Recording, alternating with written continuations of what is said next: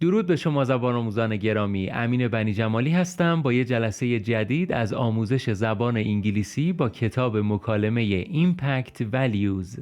کتابی که توی این دوره بررسی می‌کنیم برای مکالمه زبان انگلیسی فوق‌العاده است، چون پر از اصطلاحات روزمره و کاربردیه که شما میتونید توی موقعیت‌های واقعی ازشون استفاده کنید.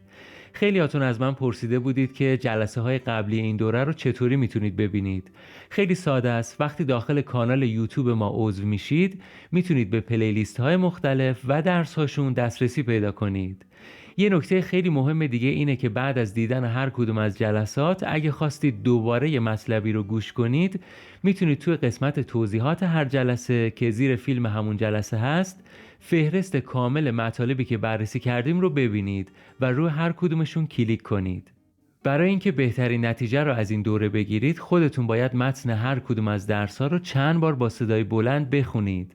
بعد که به متن تسلط پیدا کردید هر کدوم از پاراگراف ها رو بدون نگاه کردن بهش از حفظ تکرار کنید. تأثیر این کار خیلی بیشتر از اون چیزیه که فکر میکنید.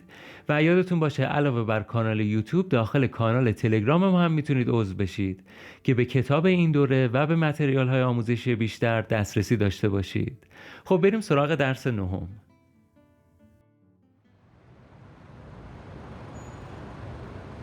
We've been waiting almost half an hour now. Where's Ginny? I don't know. I guess she's late again. You mean this has happened before? Yeah, all the time. Really? And this is the woman you are engaged to and planning to marry? Yes, of course. She's beautiful, she's kind. She's really a wonderful person, Dad. And I know she'll be a great mother. So what if she runs late sometimes? It's really not that big a deal. Okay, but being late is a sign of disrespect. It shows a lack of respect for other people, for commitments. It's a sign of a bigger problem. No, it's nothing like that, believe me. She's not disrespectful, she's just, disorganized. Disorganized? Well, let me make sure I understand. She's really this late all the time? Yes. To tell the truth, sometimes it's even worse. Well, like yesterday. We had an appointment at 5 o'clock to talk with the manager of the Prince Hotel. Where the wedding is going to be? That's a very important meeting. I know. So I arrived on time at 5. But Jinhee didn't get there until almost 6. Actually, it was really embarrassing. But Dad, she didn't mean it. She said that... An hour late. I had no idea it was that bad. That is rude. That's very selfish. Very disrespectful. Have you talked to her about it? Of course I have. Over and over. But if I bring it up too often, she gets angry and tells me to relax. You are trying to help her with her problem and she gets angry at you. That's even more disrespectful. It's obvious that the problem is deeper than just being late.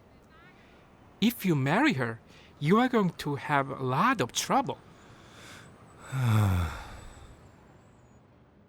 مثل همیشه اصطلاحات مهمی که میتونید توی مکالمتون ازشون استفاده کنید با هایلایت زرد، نکات گرامری هایلایت قرمز و حروف اضافه با سبز مشخص شدن. همین اول درس یه زمان خیلی مهم داریم. We've been waiting. We have been waiting. زمان حال کامل استمراری. بیایید یه مرور دیگه به زمان حال کامل داشته باشیم. have یا has با قسمت سوم فعل. یکی از کاربرداش برای بیان تجربه های گذشته است. کارهایی که قبلا کردی و الان تجربهشو داری و زمان دقیقی هم که کی این کارو کردی اهمیت نداره اصلا. مثلا I've read that book. I have read that book. من اون کتابو خوندم. کی مهم نیست. مهم اینه که خوندمش. گذشته و قسمت سوم read میشه read. یه کاربرد دیگه‌ش هم گفتیم. یه کاری از گذشته شروع شده یا کاری که توی گذشته انجام شده و نتیجه الانش مهمه. He's broken his arm. He has broken his arm. دستش شکسته. گذشته‌ای که زمانش هم مهم نیست این اتفاق افتاده، اما الان هم هنوز دستش شکسته است، یعنی نتیجهش و اثرش هنوز هست. یه نکته هم داخل پرانتز بهتون بگم که فرقش با گذشته ساده چیه؟ گذشته ساده زمانی استفاده میکنی که زمان وقوعش هم مهمه و دیگه کلا توی گذشته بوده، اثری روی الان نداره. مثلا He broke his arm when he was 9. He broke his arm when he was 9. وقتی 9 سالش بود دستش شکست. الان مثلا 30 سالشه. خب بریم ادامه بحث خودمون. حال کامل استمراری have یا has با been با فعل ing دار. مثل حال کامل کاریه که توی گذشته شروع شده اما هنوزم داره اتفاق میفته و تأکید ما روی مدت زمانی هست که این داشته اتفاق میافتاده و هنوزم داره میفته. پس ببینید مدت زمان مهمه. She's been studying for 3 hours. She has been studying for 3 hours. 3 ساعته که داره درس میخونه. همچنان هم داره میخونه. گذشته شروع شده، الان هم ادامه داره و مدت زمانش هم معلومه. یا مثلا جمله‌ای که توی متن خودمون هست گفته We've been waiting almost half an hour. We have been waiting almost half an hour. تقریبا 1 ساعته که منتظر وایسادیم. Half an hour. نیم ساعته. Half an hour میشه نیم ساعت. Be late یعنی دیر کردن. She's late again. She is late again. بازم دیر کرده. This has happened before. This has happened before. این قبلا هم اتفاق افتاده. بازم ساختارش حال کامله، یعنی زمانش مهم نیست که کی اتفاق افتاده. مهم اینه که قبلا هم معطل شده بودیم. اتفاقی بوده که توی گذشته افتاده، الان هم تجربهشو داریم. تا الان توی درس‌های قبلی این دوره چند تا جمله داشتیم که ساختار سوالی نداشتن اما لحنشون سوالی بوده و آخرشون هم علامت سوال بوده. توی این درس هم چند تا هست. دلیل این که اینجوری سوال میپرسیم اینه که یا میخوایم طعنه بزنیم یا تعجب کردیم و میخوایم مطمئن بشیم که درست متوجه شدیم. برای هر کدوم هم مثال میزنیم. دوستت میگه بیا بریم بیرون و شما میگی بذار اول به خانومم بگم. دوستت میگه So she's your boss now? So she's your boss now? حالا دیگه شده رئیست؟ به طعنه داری میگی. و ببینید ساختارش سوالی نیست، فقط لحنش سوالیه. اگه میخواست ساختارش هم سوالی باشه میگفت Is she your boss now? Is she your boss now? یا مثلا دوستت با یه لامبورگینی میاد در خونت و شما تعجب میکنی میگی This is your car? ماشینته؟ اینجا تعجب کردی و میخوای ببینی که مطمئن بشی درست متوجه شدی. بازم ببینید نمیگه Is this your car؟ این یه سوال عادیه، ولی چیزی که ما اینجا یاد گرفتیم سوالهای تأکیدی هست. Confirmation questions. تو متن خودمون هم گفته You mean this has happened before؟ یعنی میگه قبلا هم این اتفاق افتاده؟ You mean آیا منظورت اینه که و ادامه جمله. اگه دقت کنید یه فعل کمکی do اول این جمله بوده که این جمله تبدیل به یه سوال کامل بشه، اما اینجا دیگه نیاوردش. Do you mean this has happened before؟ یه مبحث دیگه هم هست به نام indirect questions، سوالهای غیر مستقیم. اونو فعلا بهش نرسیدیم، حالا بعداً توضیح میدم. All the time یا all of the time، همیشه. Be engaged to someone. Be engaged. با کسی نامزد بودن. مثلا I'm engaged to Natalie. یا فقط میتونی بگی I'm engaged. نامزد دارم. بازم یک کمی پایین‌تر به همین شکل تعجبی حرفشو بیان کرده. یعنی به جای is this گفته this is. This is the woman you're engaged to and you're planning to marry. This is the woman you're engaged to and you're planning to marry. دقت کنید از you are اول جمله فاکتور گرفته و فقط یه بار بیانش کرده. You're engaged to and planning to marry. زمانی که استفاده شده حال استمراریه. Present continuous. یه کاربرد واضحش که برای کارهایی است که همین الان داره اتفاق میفته. I'm watching a movie. دارم یه فیلم میبینم. یکی دیگه از کاربردهای جالبش اینه که درباره قرارهایی که واسه آینده فیکس کردی و میخوای انجامشون بدی استفاده میشه. I'm visiting my parents this summer. I'm visiting my parents this summer. این تابستون میخوام برم دیدن پدر و مادرم. I'm flying to London tomorrow. I'm flying to London tomorrow. فردا پرواز میکنم به لندن. یه چیزی هست که فیکس شده، یعنی بلیتش هم گرفتی و نهایی شده که میخوای انجامش بدی. جالبیش اینه که از زمان حال استفاده میکنی اما منظورت به آینده است. Run late یعنی دیر کردن، مثل همون be late میمونه. I'm running late. I'm running late. داره دیرم میشه. What if she runs late sometimes? What if she runs late sometimes?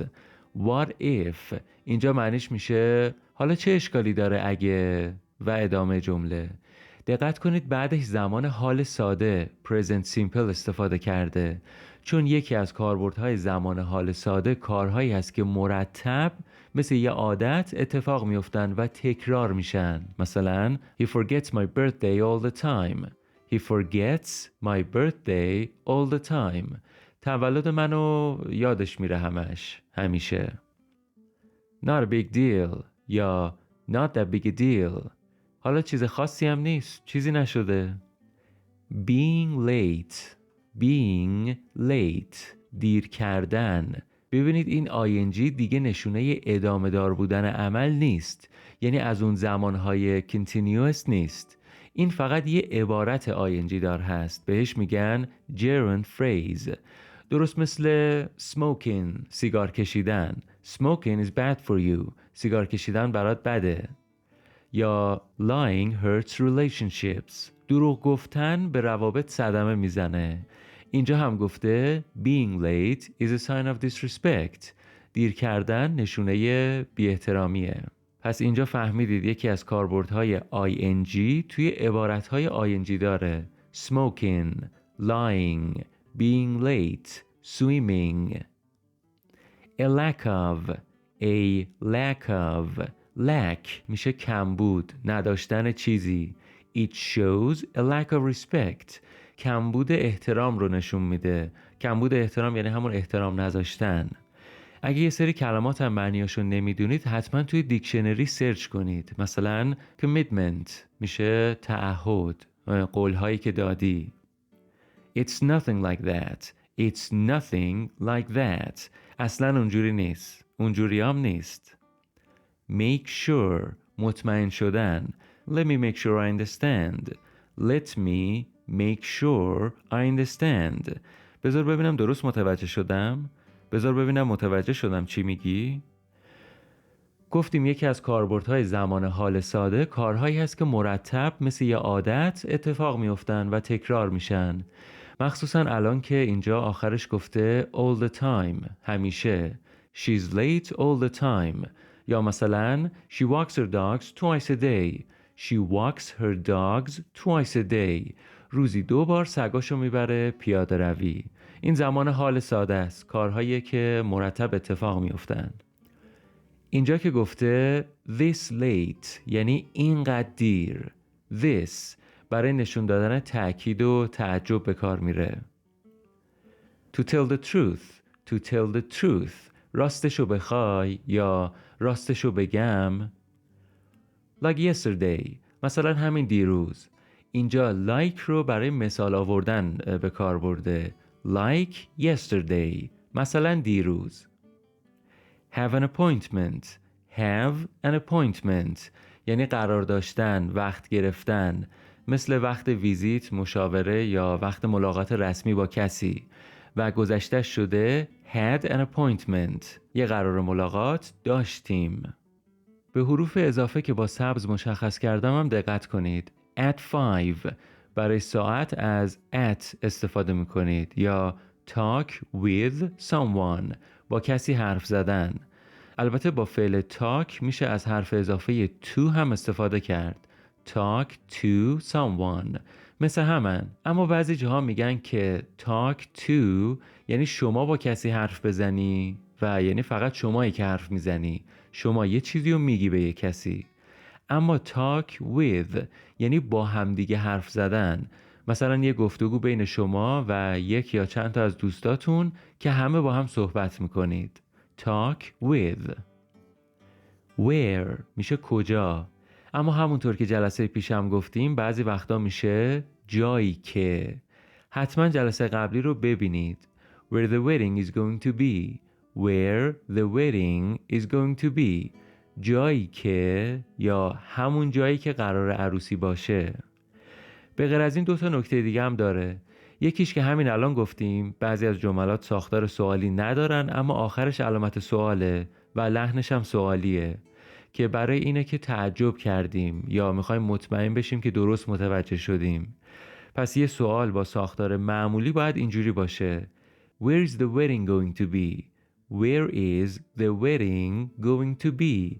عروسی قرار کجا باشه؟ که خب این علاوه بر ساختار معنیش هم فرق داره دیگه. این یه سوال معمولیه. نکته بعدی فرق will و be going to هست. هر دوشون برای تصمیم‌های استفاده میشه که واسه آینده میگیری. فقط وقتی تصمیم رو توی لحظه میگیری از will استفاده میکنی، اما اگه از قبل براش برنامه ریزی کردی از be going to استفاده میکنی. مثلا دوستت میگه تشنمه و شما میگی من برات آب میارم. همین الان این تصمیم رو گرفتی دیگه. I will get you some water. ولی وقتی میگی I'm going to buy a new car، قصد دارم یه ماشین جدید بگیرم و این یعنی مدتیه که تصمیمشو گرفتی و داری تحقیق میکنی که مثلا چی بگیری.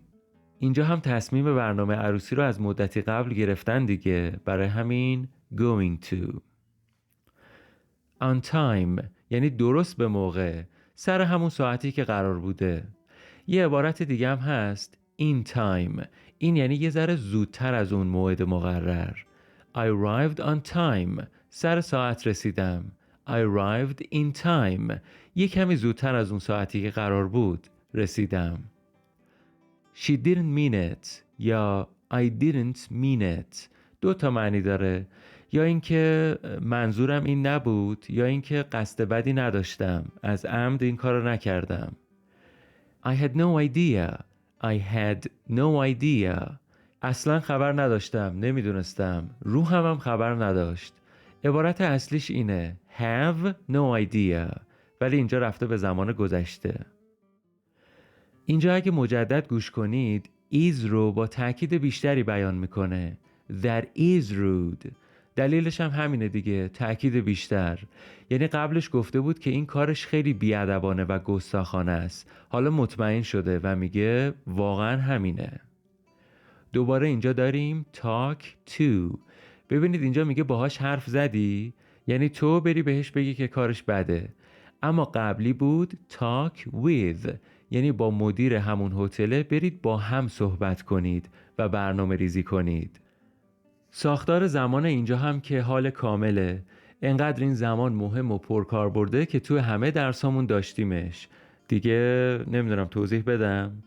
اینجا از این زمان استفاده کرده که بگه باهاش حرف زدی. کلن توی این مدت از قبلا که دیدی همش دیر میکنه تا الان اصلا چیزی بهش گفتی؟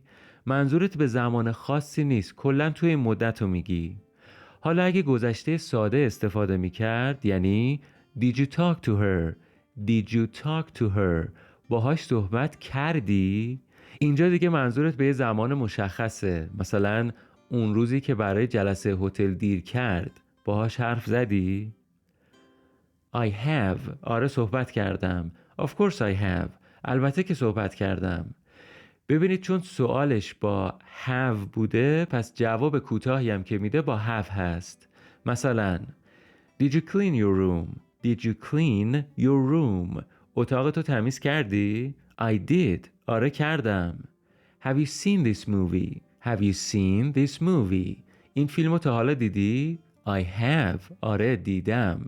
اینا همه جواب کوتاهن. Short answer که با توجه به همون فعل کمکی که تو سوال اومده درست میشن. I did. I have. I am. I was. Over and over. Over and over. بارها و بارها. Bring something up. Bring something up. یعنی یه موضوعی رو مطرح کردن. مثلا توی یه جمعی نشستید و دوستتون به یکی میگه راستی چی شد 2 سال پیش از زنت جدا شدی؟ بعد شما یواش بهش میگی آقا اصلا چرا این موضوع بیان کردی؟ Why did you bring it up? Why did you bring it up? You are trying to help her. You are trying to help her. داری کمکش میکنی. حال استمراریه. اما حالا منظورش تحت و لفظی نیست ها که الان داری کمکش میکنی. منظورش کلیه. میگه تو داری کمکش میکنی و اون از دست تو عصبانی میشه. Help someone with something. توی کاری به کسی کمک کردن. مثلا I'm helping my friend with his homework. I'm helping my friend with his homework. دارم به دوستم توی تکالیفش کمک میکنم. Get angry at someone. Get angry at someone. یا get mad at someone. از دست کسی عصبانی شدن. You're going to have a lot of trouble. You are going to have a lot of trouble. قرار کلی دردسر داشته باشی با این قضایا. یکی دیگه از کاربردهای مهم be going to اینه که یه چیزی رو پیش بینی میکنی بر اساس شواهدی که الان موجوده. یعنی الان داری میبینی که نامزدش چقدر دیر میاد سر قرار و میگی برای همین قرار کلی دردسر داشته باشی. اگه الان مدرکی وجود نداشته باشه و فقط بر اساس حدس و گمان باشه از will استفاده میکنی. مثلا I think it will rain tonight.